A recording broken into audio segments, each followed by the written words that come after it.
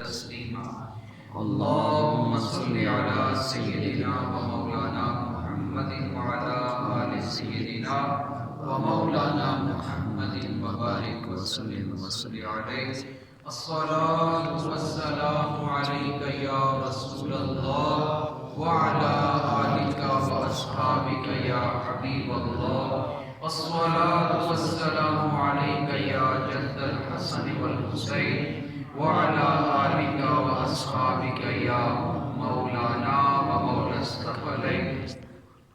حمد و صلاح کے بعد قابل قدر محترم المقام حاضرین و ناظرین و سامعین السلام علیکم ورحمۃ اللہ وبرکاتہ.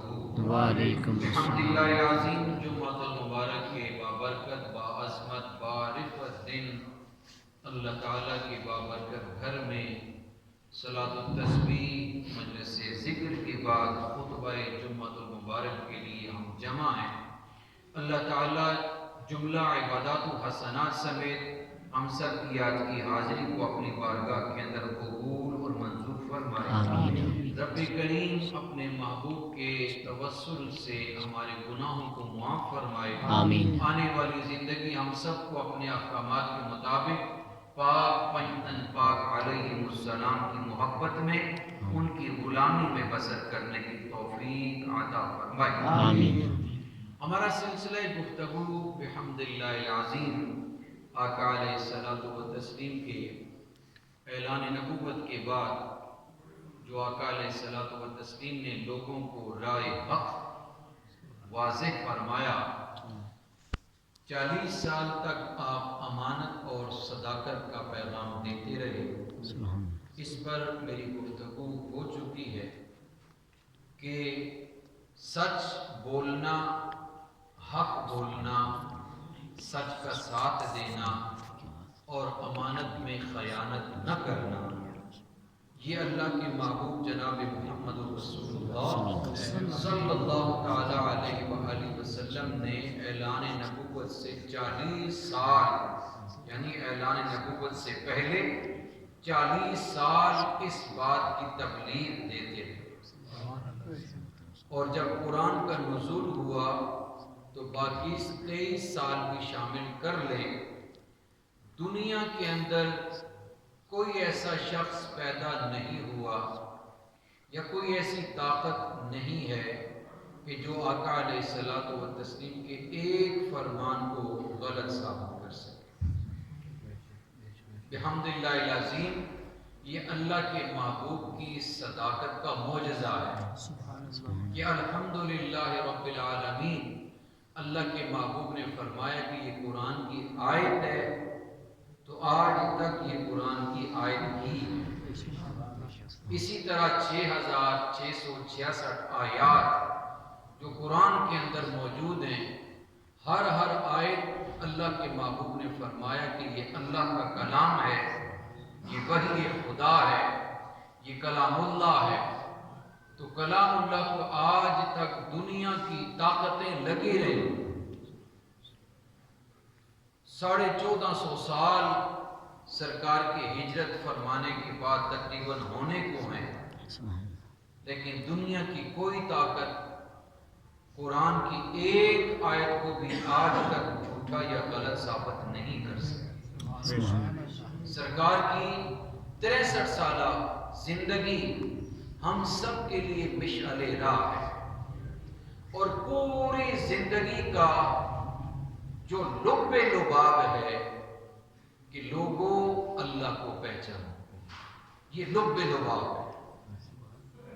نماز فرض ہوئی تو رب کی پہچان کے لیے، روزہ فرض ہوا تو رب کی پہچان کے لیے، زکوٰۃ فرض ہوئی تو رب کی پہچان کے لیے، حج فرض ہوا تو رب کی پہچان کے لیے، صدقات، خیرات، معاملات، اخلاقیات، حقوق العباد جتنے بھی لازم قرار دیے گئے تو تنہا ایک ہی مقصد ہے کہ اے انسان تو اپنے رب کو پہچان. 1,24,000 کم و بیش نبی اور رسول اللہ تعالیٰ کی طرف سے جتنے بھی اس کائنات میں جلوہ گر ہوئے، سب رب لباب اور مدعا فقط یہ ہے کہ انسان تو بڑی عظمت والا ہے، تیرا بڑا مقام ہے، تیری بڑی شان ہے، تو اپنے خالق کو پہچان۔ اگر تو دنیا کے اندر اس کو پہچان گیا تو تیرے لیے فلاح ہے، یہ تیرے لیے ہی بہتر ہے۔ تیری عبادت کی رب کو ضرورت نہیں ہے۔ لاکھوں اربوں بے شمار فرشتے اس کی عبادت کر رہے ہیں، اس کی شان میں بے شمار فرشتے عبادت، تسبیح، تحلیل پیش کرنے کے باوجود اتنا بھی اس کی عظمت میں اضافہ نہیں کر سکتے۔ اسے کسی کی عبادت کا وہ محتاج نہیں ہے۔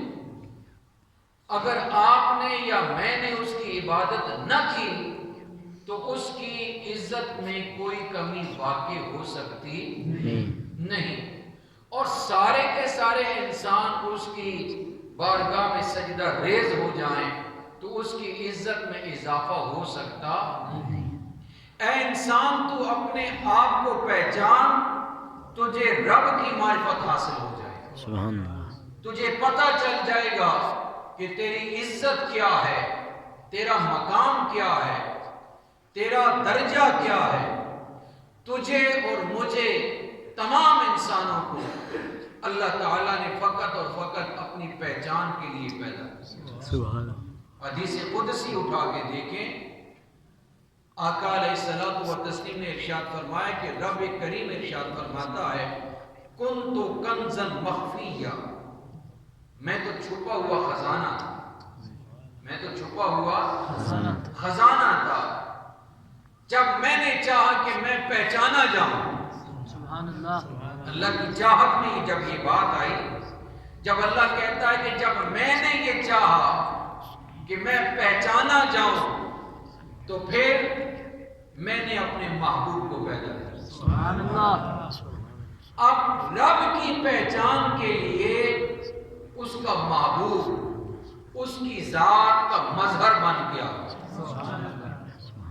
باقی تمام نبی اور رسول اپنے اپنے درجے میں عظمت والے ہیں، شان والے ہیں، لیکن سارے کے سارے رب کی صفات کے مظہر ہیں۔ سبحان اللہ، کس کی مظہر ہے؟ رب کی ذات، یہ جب آپ انشاءاللہ اللہ نے ہم سب کے دل کو ہدایت عطا فرمائی تو یہ بات تب سمجھ میں آئی، یہ اس کی ہدایت پر ہے محض، مگر نہ ہم تو مستی میں ہیں، ہم پتہ نہیں کون سے نشے میں ہیں۔ جب وہ ہدایت دیتا ہے تو تب یہ باتیں پھر سمجھ آنا آہستہ آہستہ شروع ہو جاتی ہے۔ حدیث قدسی کا مدعا کہ انسان تو بڑی عظمت والا ہے، تو شان والا ہے، لیکن انسانوں میں سے نبی اور رسول اس کی ذات کے مظہر ہیں، اس کی صفات کے مظہر ہیں، اس کی شانوں کے مظہر ہیں، اور جو اللہ کے محبوب ہیں جناب محمد رسول اللہ صلی اللہ تعالی علیہ وآلہ وسلم، تو وہ رب کی عین ذات کے مظہر بن کر آئے۔ بات کو آگے بڑھاتا ہوں اس توجہ کے ساتھ کہ ہم سمجھنے کی کوشش کریں گے۔ عنوانات بے شمار ہیں الحمدللہ، لیکن مدعا یہ ہے کہ حق بیان ہو جائے، سچ بیان ہو جائے، تاکہ ذریعہ نجات تو مغفرت ہو جائے۔ رب کریم سمجھنے کی توفیق عطا فرمائے۔ اللہ تعالیٰ نے فرمایا قرآن کے اندر کہ بندہ یہ دعا کرے اور یہ اپنی زبان سے کہے کہ ربنا ما خلقت ھذا باطلا، یہ جو کچھ اے اللہ تو نے بنایا ہے یہ فالتو نہیں ہے، یہ ویسے ہی نہیں ہے۔ پانی بنایا تو کیا یہ فالتو ہے؟ ہوا بنائی، آکسیجن، کیا یہ ویسے ہی ہے؟ درخت بنائے، کیا یہ ویسے ہی ہے؟ زمین بنائی، کیا